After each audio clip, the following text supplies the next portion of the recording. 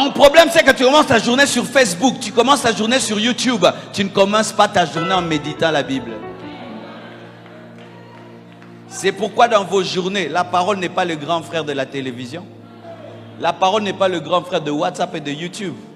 Quand la parole vient, elle l'a déjà trouvé. Tu as regardé WhatsApp, YouTube, des mauvaises nouvelles. Tu as déjà été avec plein de gens. Et après, maintenant, la parole vient. Elle devient le petit frère ou la petite sœur de ta télévision. Je savais que là, tu n'allais pas aimer. Des chrétiens qui se réveillent comme ça sur WhatsApp. Comment tu auras la force d'affronter la journée? Car au commencement, c'est la parole. Un chrétien se réveille en ouvrant la Bible, en écoutant la Bible. Tu es saturé de la parole, tu es saturé de Dieu. Et quand les événements, les circonstances viennent, elles te trouvent déjà vacciné. Le problème des chrétiens actuels, c'est que vous êtes tellement modernes que vous avez oublié de lire la Bible. Aujourd'hui, tu as lu combien de chapitres de la Bible? Tu viens de découvrir la Bible ici à l'église, vrai ou faux? Vous découvrez vos Bibles à l'église, vrai ou faux? S'il n'y avait pas d'église, vous ne lirez jamais la Bible, vrai ou faux? Mais sans église, vous mangez à la maison, vrai ou faux? Mais pour lire la Bible, il faut l'église. Mais pour manger, tu manges à la maison. Une année dans le Seigneur, tu n'as pas lu la Bible de Genèse, Apocalypse. Tu es un aventurier. Et aujourd'hui, avec les Bibles audio, tu peux entendre la Bible de Genèse, Apocalypse. Tu sais, tu prends un casque, tu branches et puis tu écoutes la Bible.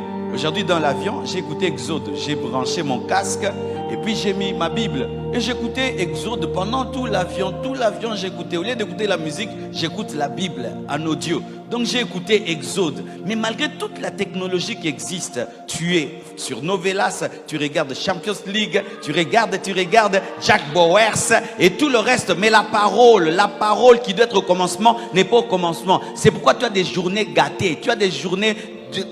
Tu commences des journées déjà tristes. Parce que sur WhatsApp, il y a des choses. Quelqu'un qui t'insulte dès le matin. Il te décourage dès le matin. Des tels chrétiens. Est-ce que vous méditez la Bible? Est-ce que vous maîtrisez la Bible? Est-ce que vous savez entendre la voix de Dieu dans les Écritures? Et quand je parle de méditer la Bible, ce n'est pas faire ce que certains font là. Ils font du fico fio. Vous connaissez fico fio? En lingala, c'est quand vous choisissez comme ça. Seigneur, parle-moi aujourd'hui. Mon fils, je ne t'abandonnerai pas tant que tu vivrais. Alléluia. Mais si la Bible dit que les âmes pudiques iront en enfer, ah non, c'est pas Dieu. Non, ça c'est pas Dieu. C'est pas Dieu. Ne t'en fais pas. Alléluia. On ne lit pas la Bible ainsi. On lit la Bible systématiquement. Tu dis, je vais commencer tout le Nouveau Testament, tu le finis. Tout l'Ancien Testament, tu le finis. Je vais recommencer 2 fois, 3 fois, 4 fois, 5 fois. Tu deviens plein de la parole. Et tu sais que quand tu es plein de quelque chose, si on appuie, ça sort. C'est pourquoi quand le diable tentait Jésus, il le touche, il est écrit. Il le touche, il est écrit. Il le touche, il est écrit. Il le touche, il l'élève, il est écrit. Il l'amène sur une montagne. Pourquoi? Quand un chiffon est imbibé d'huile, tu touches, il y a de l'huile. Imbibé d'eau, tu touches, il y a de l'eau. Mais toi, tu es rempli de novelas. Tu es rempli des choses de ce monde. On te touche. Ne joue pas avec moi. Je te dis ce que je te ferai.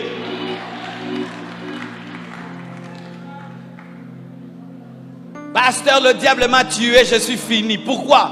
Vous ne lisez pas la Bible. Vous venez à l'église, mais vous ne lisez pas la Bible. C'est ça votre problème. Et ainsi, vous nous aidez à vous mentir. Car une église qui ne lit pas la Bible est mentable. Si ça se dit en français, mentable. Vous êtes disposé à ce qu'on vous mente. Pourquoi? Parce qu'un prédicateur peut sentir si vous lisez ou pas. Et il y a un esprit qu'un peuple qui lit la Bible dégage, ça t'empêche d'aller en dehors de la parole. Mais quand vous ne lisez pas, il y aura des choses qu'on vous prêchera qui ne sont pas écrites, mais vous direz Amen. Quand on te prêche, est-ce que tu vas vérifier à la maison ce qu'on t'a prêché? Lorsque vous écrivez pour que ça fasse cool fashion ou pour que vous puissiez aller méditer. Parce que certains, ils écrivent seulement pour faire cool dans les cultes.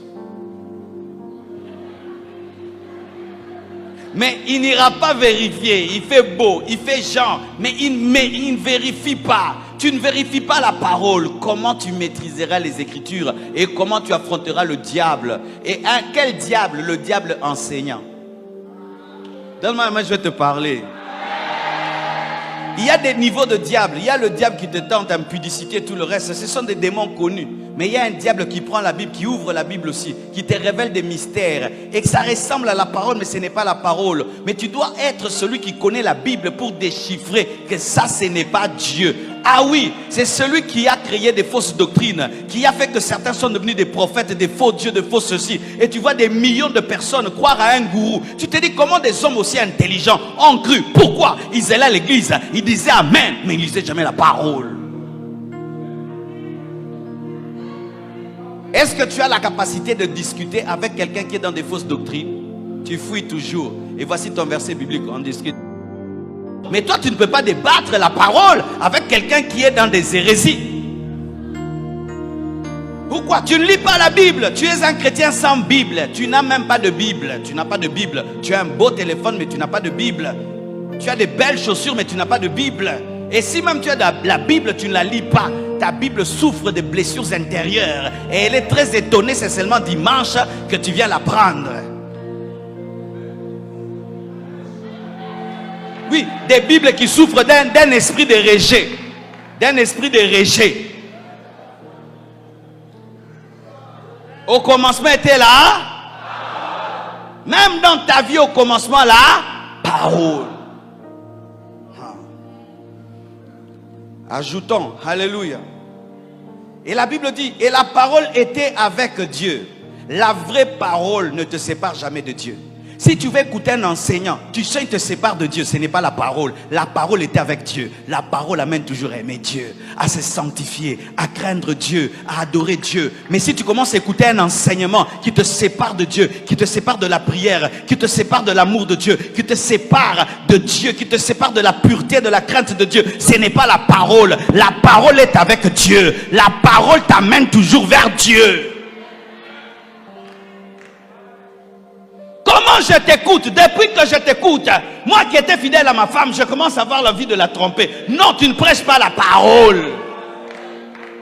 C'est pourquoi arrêtez ces choses-là de vous promener dans les églises. Amen. Hein? Ne sois pas un coq spirituel. Les coqs qui mangent tout ce qui est graines. Mais toi, tu dois maîtriser, discerner ce que tu écoutes. Car si ce que tu écoutes te sépare de Dieu, ce n'est pas la parole. La vraie parole, quand tu l'entends, même si elle est dure, même si elle est compliquée, elle te pousse à aimer Dieu, elle te pousse à servir Dieu, elle te pousse vers Dieu. La parole était avec Dieu. Il n'y a pas de message, mon frère, qui soit contre la sainteté. Il n'y a pas de message qui soit contre l'amour. Tu peux avoir quelle révélation de la Bible, tu ne peux jamais casser l'amour. Tu ne peux jamais casser la crainte de Dieu. Tu ne peux jamais casser l'attachement à Dieu. Parce qu'au commencement était la parole. Et cette parole était avec Dieu. Avec Dieu. La parole amène à Dieu. La parole, la vraie parole n'amène pas l'orgueil. Quand tu vois, tu as la parole, tu deviens gonflé. Ce n'est plus la parole. Frère, que l'hébreu et le grec ne puissent pas t'enfler. C'est comme les lingala des hébreux. Donne-moi la main.